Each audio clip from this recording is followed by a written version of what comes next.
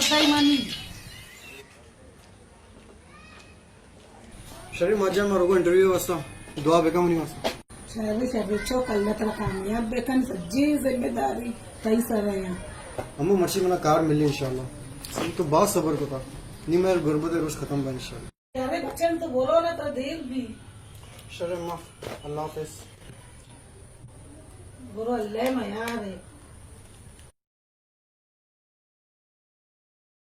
FSc में अच्छे marks हैं, बैचलर में भी अच्छे मार्क्स हैं।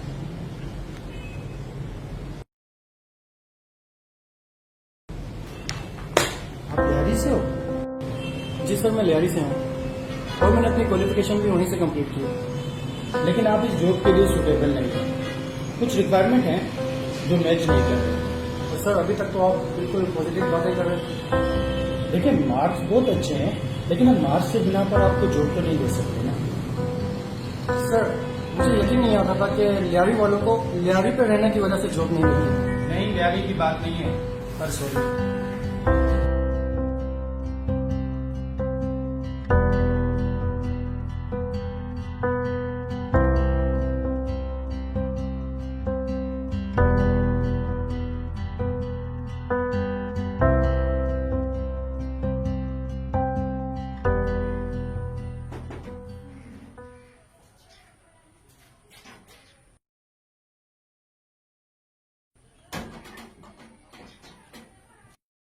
बच्चे तो ये तो परेशान है